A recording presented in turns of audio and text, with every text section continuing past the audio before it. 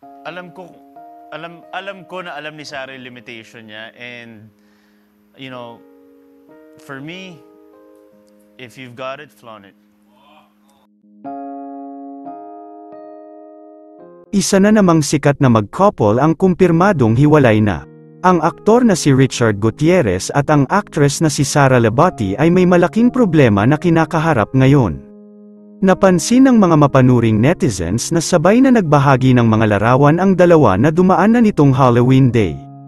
Separated ang picture sa iba't ibang lugar kung saan magkaiba ng Celebration Day ginanap ang mahalagang araw kasama ang mga anak nito. Si Sara Lebati ay nakasama ang anak sa pag-trick or treat sa village ng kanilang bahay. Sa bahay naman ni Richard Gutierrez ay nag-swimming naman sila. Matapos ang long weekend, umuwi na sa Manila ang dalawang anak ni Sara sa bahay ni Richard Gutierrez. Tanong ng netizens, hiwalay na ba sila at bakit separated na sila ng bahay? Hindi na rin kasi supportive sa mga ganap ni Richard Gutierrez si Sara Lebati na noon ay todo sama ito sa lahat ng event ng aktor. Hindi naman naiwasan na tanungin ni Dr. Richard Mata na isa ding marites sa social media kung totoo ba ang issue na hiwalay na sila ni Sara Lebati.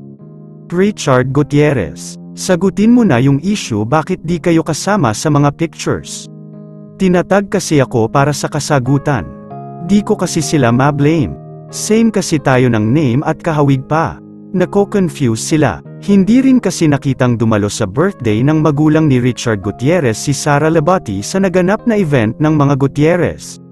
Madaming nagsasabi na hindi okay si Annabel Rama at Sara Lebati ngayon. Ano sa tingin mo, hiwalay na si Richard Gutierrez at Sara Lebati? Comment mo sa ibaba. Huwag kakalimutan i-like ang video na ito.